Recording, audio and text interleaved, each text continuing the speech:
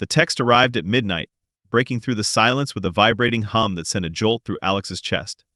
He'd been half asleep on the couch, a half-empty glass of whiskey sweating on the table beside him. The message's preview alone was enough to make his heart drop. "You need to see this." "I'm sorry, man," hands trembling. Alex opened the attachment, a series of photos that might as well have been daggers plunging straight into his chest. There was no mistaking them. Jack, his best friend, practically a brother, leaning in close to Grace at a dimly lit restaurant. The way her face tilted toward Jack's, the intimate brush of their fingers across the table, the unmistakable laughter caught mid-motion. It wasn't just a betrayal of circumstance, it was something far more insidious. The dates stamped on each photo stretched back months, an elaborate tapestry of deceit that Alex never saw coming. The room felt like it was closing in. The air grew heavy, the shadows around him twisting and distorting as if mocking his ignorance. Every moment of their friendship flashed before him. The beers cracked open on their apartment's rooftop after long workdays, the night spent bailing Jack out of bad decisions, the tears Grace shed on Alex's shoulder as she swore eternal love. All of it felt like shattered glass beneath his feet now, cutting deeper with every breath. Alex spent hours in silence, oscillating between disbelief and the crushing realization that it was all real. He replayed every conversation, every moment where he'd asked himself if something felt off. The stolen glances he'd once dismissed as friendly, the late meetings Grace claimed were work obligations, Jack's sudden avoidance of certain topics. It was all there, obvious now in hindsight, but Alex had been blind. Trust had made him blind. The next day, he followed Grace. There was no plan, just a need to confront the truth head-on. She was supposed to be at a conference, but his gut told him otherwise. He watched from across the street as she slipped into the same cafe where the photos had been taken. It was almost laughable in its brazenness. Moments later, Jack appeared, brushing past her with a familiarity that turned Alex's stomach. They didn't see him. He moved closer, his footsteps swallowed by the roar of passing traffic. When Alex finally approached their table, it was as if time itself slowed.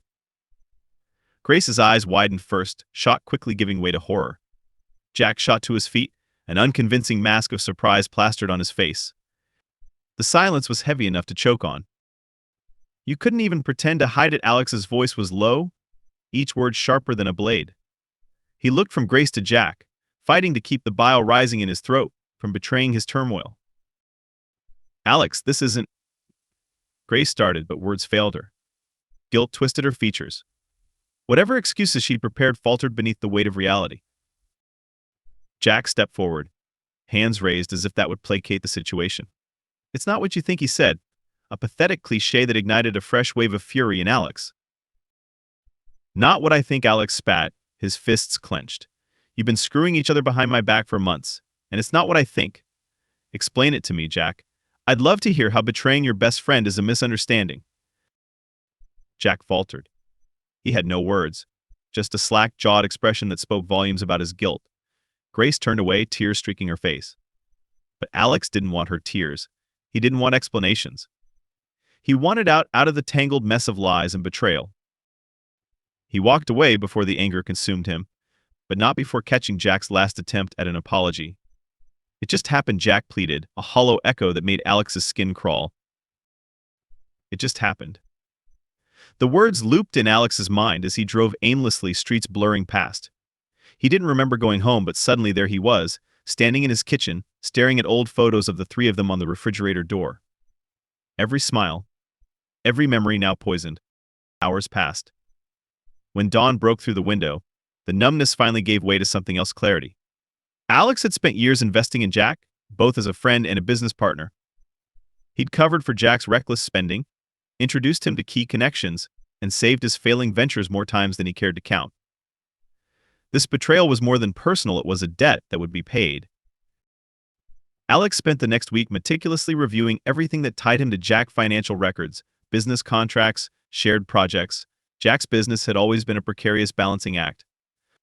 While he had charisma in spades, his ventures teetered constantly on the brink of collapse, relying heavily on Alex's connections and counsel. Without Alex's steadying hand, it would fall like a house of cards. That was where Alex would strike. He began by cutting ties with the smallest connections, introductions made to investors that Jack desperately needed to secure funding. It wasn't hard: a few private conversations with key contacts, a suggestion that Jack's stability was a risk they couldn't afford. In the world of finance, whispers often carried more weight than facts. Within days, murmurs about Jack's instability spread through their network. Jack's panicked phone calls began pouring in. Alex let them go to voicemail, each one growing increasingly desperate. Alex almost felt pity. Almost. But then he remembered Jack's face when they'd been caught. The flimsy excuses, the empty eyes. Grace tried reaching out too, leaving messages that swung between pleading for forgiveness and justifying her choices. He deleted each one without listening. His rage needed focus, and there was only one path forward, taking back every ounce of support, every debt unpaid, until there was nothing left of the life they'd built together.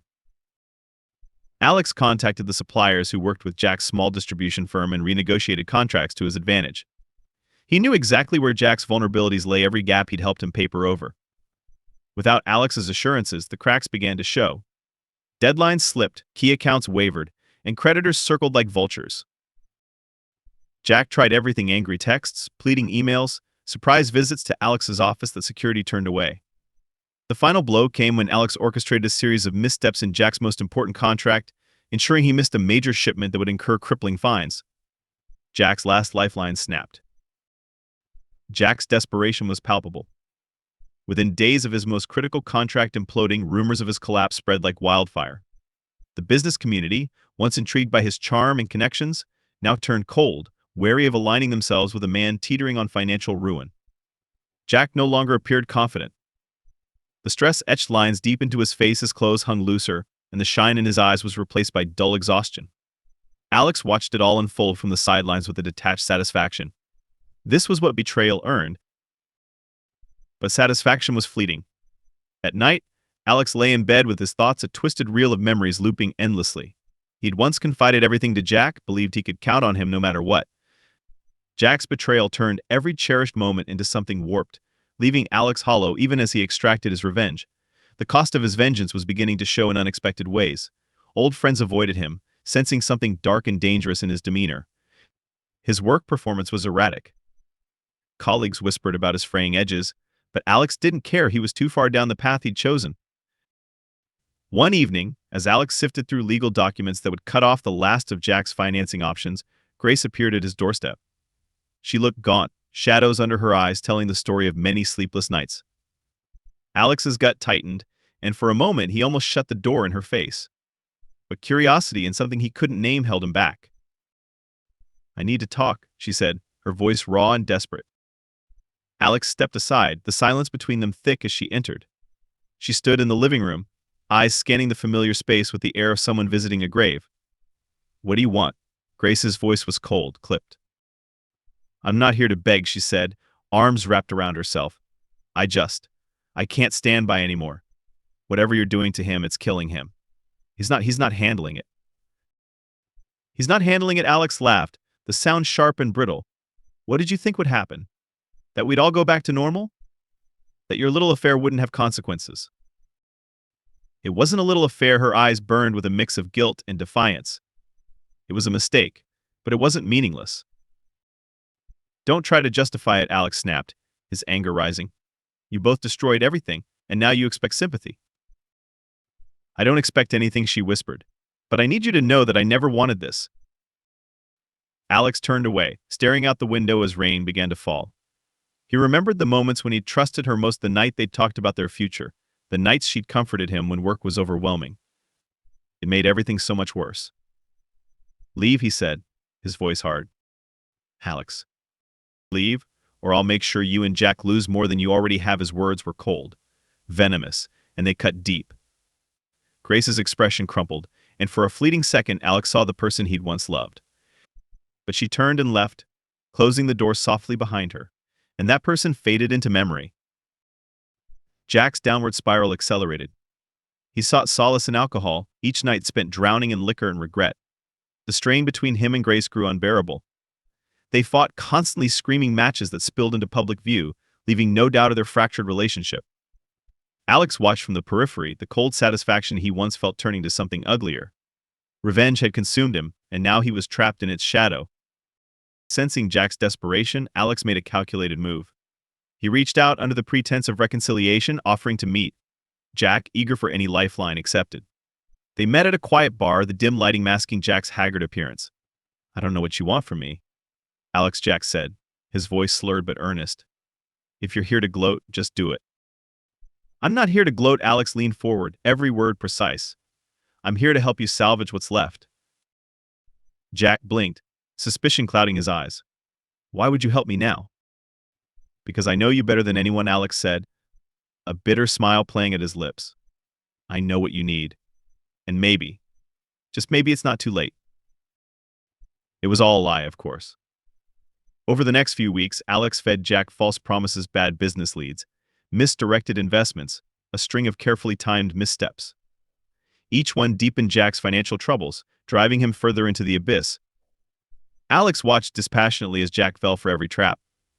There was no guilt anymore, just the grim satisfaction of seeing justice served. Grace's attempts to intervene were futile. She could see what was happening but was powerless to stop it. Her desperation mirrored Jack's now. When she confronted Alex again, begging him to let it go, he stared at her with cold detachment. You made your choices, he said. Live with them. The final confrontation came late one evening, in the same bar where their paths had begun to irreversibly diverge. Jack had pieced together just enough of the puzzle to suspect Alex's hand in his ruin, and he was done playing games. He waited in the shadows, eyes hollow and bloodshot, until Alex arrived. When Alex saw him, he barely recognized the man he'd once called his brother. Jack was a shell, desperate, broken, and burning with the last embers of rage. Tell me why, Jack demanded, his voice low but seething. Why go this far? Why destroy me? Alex sat across from him, unflinching. Why? Because you stole everything from me. You took my trust, my future, my life. Did you think you could just walk away without consequences? I didn't plan it, Jack muttered, his hands shaking as he gripped his drink. I never wanted to hurt you. You didn't plan it, Alex leaned in, his voice a deadly whisper. You planned every meeting. You planned every lie. Don't insult me by pretending otherwise. Their argument escalated, years of friendship crumbling with every accusation and counter-accusation. Jack's voice cracked under the weight of his remorse, but it only made Alex angrier. You don't get to feel sorry now, he hissed. You had every chance to stop. The confrontation reached a boiling point when Grace arrived, desperate to end the cycle of destruction. Her presence only inflamed their rage. This is what you wanted, isn't it? Alex spat at her. To see us destroy each other. No, she cried. I never wanted this. Then why did you do it? His voice cracked, raw emotion breaking through the cold facade. Why him? Grace had no answer. The weight of their choices hung heavy in the air. The pain was too much, the betrayal too deep. Jack lunged, fists flying. Alex met him with equal fury. The fight was brutal and short, leaving both of them bloodied and breathless like wounded animals. In the aftermath, Grace stood between them, tears streaming down her face. It's over, she whispered, broken. All of it. No, Alex said, his voice cold. Not yet. With one last look of contempt, he turned and walked away, leaving them both in ruins. Jack's business crumbled completely in the following weeks, his debts swallowing what little remained. Grace left him, unable to bear the weight of their shattered lives. Alex watched it all unfold from afar. His vengeance complete, yet it tasted of ash. The cost of their betrayal had been paid in full, but all that remained was the emptiness of victory. In the weeks that followed, Alex found himself surrounded by silence. Jack was ruined, his business reduced to nothing more than bitter debts and scattered memories of what might have been. The whispers about him in their social circles faded, replaced by newer scandals and gossip. As if the man once known for his charisma had simply ceased to exist, Grace had vanished as well, retreating from the wreckage of their choices. The vengeance Alex had so carefully planned was complete. He'd taken back everything they owed him and left them in ruins. But as Alex walked through the empty corridors of his apartment late at night, he felt no victory.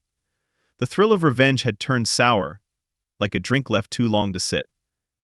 The satisfaction of watching Jack suffer, of seeing Grace break under the weight of her choices, had left him feeling more hollow than before. He had won, but at what cost? The friends who once filled his evenings with laughter were gone. His colleagues spoke to him with a mixture of fear and distance now, sensing something predatory beneath the surface. Even in the quiet moments, he found himself haunted by memories of what once was. One afternoon, Alex received an unexpected envelope in the mail. The handwriting was familiar Grace's. He almost threw it away, but something made him pause. Against his better judgment, he tore it open. Inside was a letter, written with the raw honesty of someone who had nothing left to lose. Alex. I don't expect forgiveness and I'm not asking for it. But I can't carry this weight alone anymore. I don't even know where to begin. There's no way to explain what I've done to you or to myself. I thought I could fill a void, but all I did was create a bigger one. I know you'll never believe me, but I did love you. Maybe some broken part of me still does, in a way I don't understand. I hurt you, and I ruined Jack, and I ruined myself. I don't deserve peace, and I'm not seeking it. But I needed you to know that for me, it wasn't about betrayal for the sake of betrayal. It was weakness, it was desire, it was every ugly thing I can't take back. You deserve more than we gave you. I'm sorry. Goodbye, Grace. He read the letter once, then again, each line peeling away another layer of his anger. It would have been easier if it was an attempt to excuse herself. But her words were stripped bare, raw, and unflinching. They left him with an ache he couldn't define. He set the letter aside, staring at it for hours. Even now, Grace's influence was like poison in his veins, every ounce of his pain tied to what she and Jack had done. He wanted to hate her forever. He needed to. But her words, fragile as they were, reminded him of the part of himself that still craved something more than revenge. It wasn't forgiveness. It never would be. But it was something he hadn't felt in months, an ember of something that might become peace. The next day, Alex took the final steps to sever the ties that still bound him to Jack. He made quiet calls to the creditors, settling the debts Jack owed anonymously. It wasn't mercy. He couldn't bring himself to frame it that way. But it was an ending. With Jack financially ruined, there was nothing left to gain by dragging it out. No more whispers, no more blood to draw from the stone. It was a clean break, one that would leave them all scarred but free to crawl away from the wreckage. Standing at the edge of his balcony that night, Alex felt the cold wind on his face. The city stretched out beneath him, lights flickering like distant stars. The loneliness pressed in, and for the first time he let himself feel it without clinging to the sharp edge of vengeance. He had made his point. He had destroyed what betrayed him. But now, with nothing left to consume, he felt the emptiness more acutely than ever. Time would tell if he could find a way forward, or if the darkness would swallow him entirely. But as he closed his eyes and breathed deeply, he realized he still had one last choice, to make the choice to let go of the ruin he had caused and begin rebuilding what was left of himself. It wouldn't be easy. It might never be complete. But it was the only thing left worth trying.